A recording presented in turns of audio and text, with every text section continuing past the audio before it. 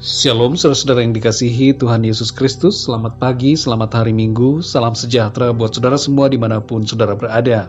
Damai dan sukacita oleh Roh Kudus melimpah senantiasa dalam hati dan kehidupan saudara semua.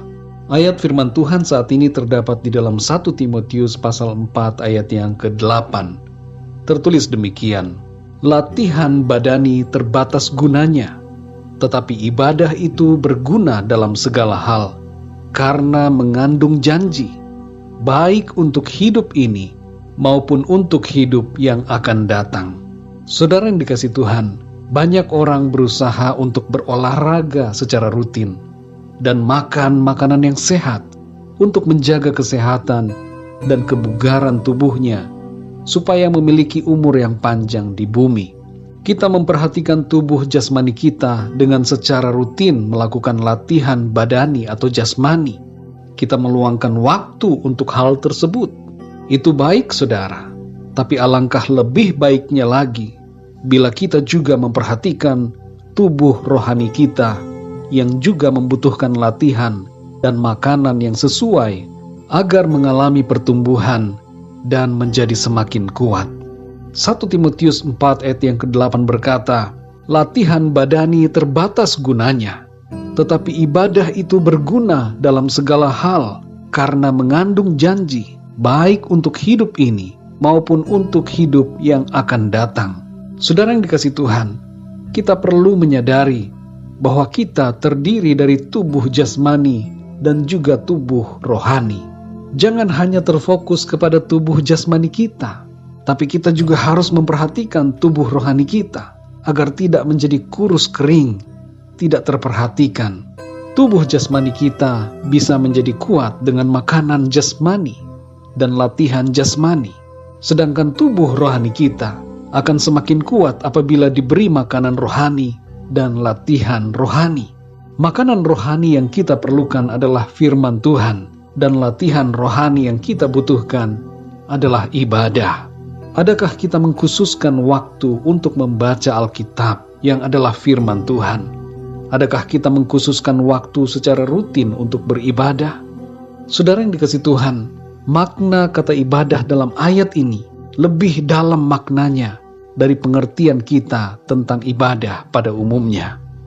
Apa makna ibadah dalam ayat ini? Dalam bahasa Yunani, kata ini disebut dengan eusebeia, yaitu hidup sesuai dengan apa yang menjadi kehendak Tuhan.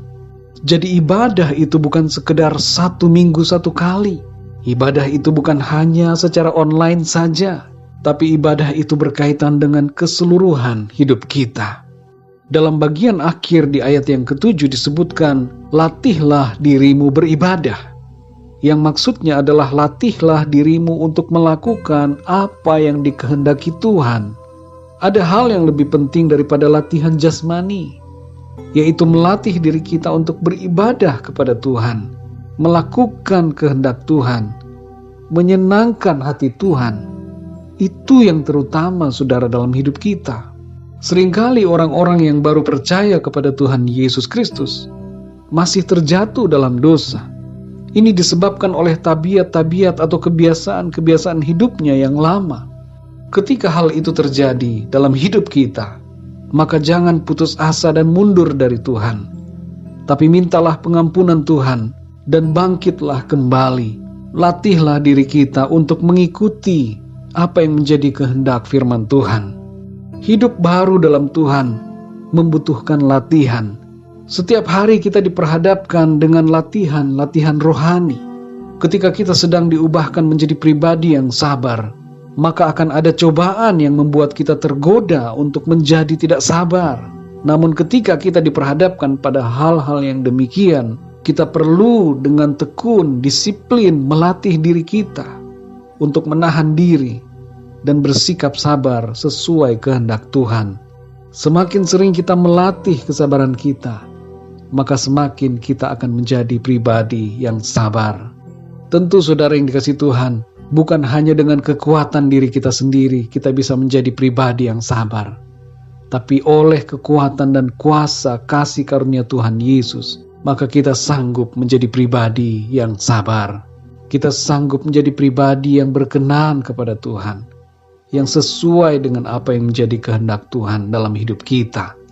Kehidupan baru di dalam Tuhan masih akan diwarnai dengan cobaan.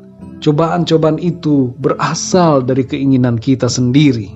Dalam Yakobus 1 ayat 14 dikatakan, tetapi tiap-tiap orang dicobai oleh keinginannya sendiri, karena ia diseret dan dipikat olehnya. Jangan kita ikuti keinginan diri kita sendiri yang membuat kita berdosa di hadapan Tuhan. Tapi mari kita latih diri kita untuk mengikuti keinginan Tuhan. Saudara yang dikasihi Tuhan, faedah dari ibadah jauh melebihi faedah dari latihan badani. 1 Timotius 4 ayat 8 menyebutkan bahwa ibadah itu berguna dalam segala hal, baik untuk hidup sekarang ini maupun untuk hidup yang akan datang. Latihan badani berguna hanya untuk sementara, tapi ibadah, yaitu kehidupan yang mentaati Tuhan, berguna bagi hidup kita yang sekarang ini dan bagi hidup kita nanti dalam kekekalan.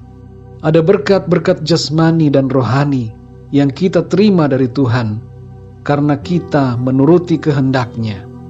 Mari latih diri kita beribadah senantiasa dengan melakukan kehendak Tuhan dalam kehidupan kita setiap hari. Tuhan Yesus memberkati hidup kita yang di bumi ini dan di dalam surga nanti.